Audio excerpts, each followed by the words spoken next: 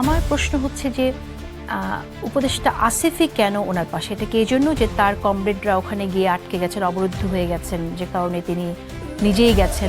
আমরা মনে করি আইন শৃঙ্খলা পরিস্থিতি যথেষ্ট স্ট্যাবিলাইজ। আচ্ছা, এটা অনেকে এটা শুনে রাগ করতে পারেন, কেননা ইদানিং যারা কিছু সেন্সেশনাল মার্ডার দেখেছেন তার কাছে তো ওইটার মেমোরিটাই দগদগ করছে। গণঅভ্যুত্থানের পরবর্তী সময়ে যে এক ধরনের অস্থিরতার সৃষ্টি হয়েছিল এবং সেটা সব বিশ্বে সবসময় হয়ে থাকে, এটা আমরা জানি।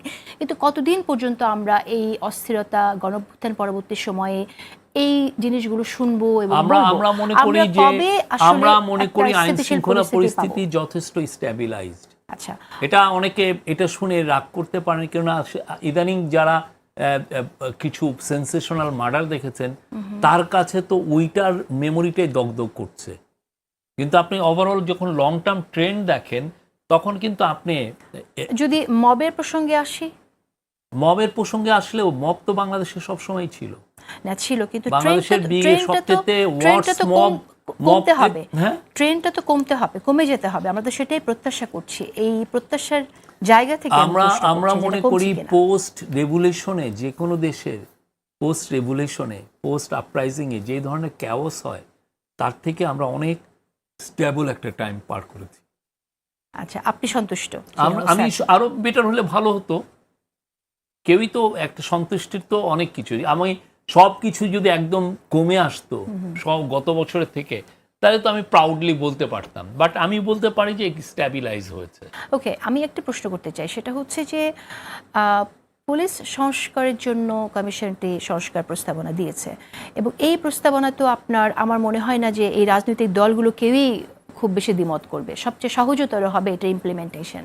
তো সেই জায়গা থেকে আপনারা এই সংস্কার কমিশন নিয়ে আপনারা এগুলো না কেন? অনেকগুলো কাজ অলরেডি হয়েছে, আমরা এটা পাবলিশ করব।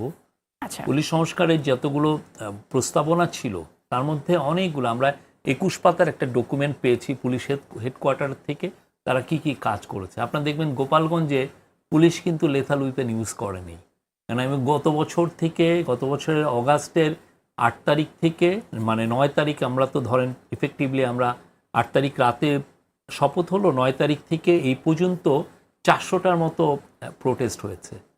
প্রচুর কিছু কিছু ক্ষেত্রে প্রচুর লোক এসে অনেক এজিটেশন করেছেন।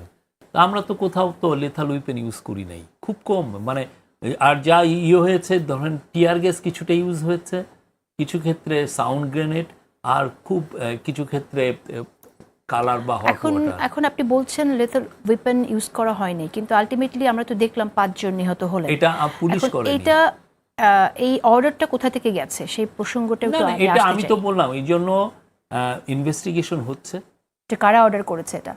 না পুরো সবকিছুই দেখবে, কেন এই ভায়োলেন্সটা হলো, হ্যাঁ এটা কি ইনভেস্টিগেশনটা কারা করলো, হ্যাঁ কেন এটা কি যে ইয়েটা হলো এটা কি সেলফ ডিফেন্সে হয়েছে নাকি অন্য কারণে, এই পুরো জিনিসগুলো তো এই ঘটনাটি যখন ঘটে তখন আমরা দেখলাম স্বরাষ্ট্র উপদেষ্টা মনিটর করছেন সেখান থেকে, এবং উনি যখন মনিটর করছেন ওনার পাশে আসিফও ছিলেন, উপদেষ্টা আসিফও ছিলেন। তো আমার প্রশ্ন হচ্ছে যে উপদেষ্টা আসিফই কেন ওনার পাশে? এটা কি এই জন্য যে তার কমরেডরা ওখানে গিয়ে আটকে গেছেন, অবরুদ্ধ হয়ে গেছেন, যে কারণে তিনি নিজেই গেছেন পাশে থাকতে? উনি তো part of the council of advisers, উনি যেতেই পারেন।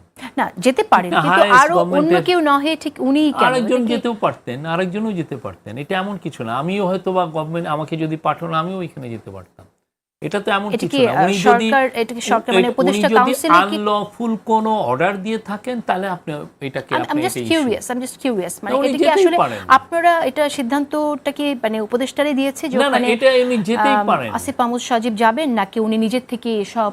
এটা মনিটরিং এর বিষয়, উনি যেতেই পারেন।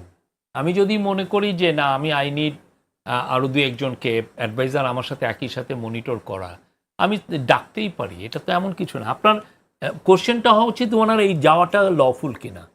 আমরা মনে করি এটা লফুলের জায়গা না, এটা তো সব উপদেষ্টা বসেও এটা করতে পারেন। সব উপদেষ্টা যদি ওখানে থাকতেন তাহলে প্রশ্নটা আসতো না। এই প্রশ্নটা এসেছে যেহেতু শুধু উনি ছিলেন। না, এর উনি আগেও এখানে থাকার মধ্যে একটি মিটিংয়ে অন্যায়টা কি? যখন প্রধান উপদেষ্টার সাথে বিএনপির তরফ থেকে বৈঠক হয়েছিল আমরা দেখেছিলাম তিনি ছিলেন। এখানে যদি আরো 4 জন উপদেষ্টা থাকতেন তাহলে প্রসঙ্গটা আসতো না। যেহেতু স্পেসিফিক উনি ছিলেন প্রধান সেই উপদেষ্টার কারণে তখন আপনি এই যে প্রধান উপদেষ্টা যখন এসেছিল। আমরা তারেক রহমানের সাথে যখন বিএনপির অ্যাক্টিং চেয়ারম্যান তারেক রহমানের সাথে আমরা মিটিং করলাম তখন আমাদের national security adviser Khalilur Rahman ছিলেন, ডক্টর খলিলুর রহমান। এখন কোশ্চেন উনি কেন ছিলেন? হ্যাঁ, এই কোশ্চেন এসেছিল, এটা এমন কিছু না। সেটা ভিন্ন প্রসঙ্গ, এই প্রসঙ্গে আজকে যেতে চাই না।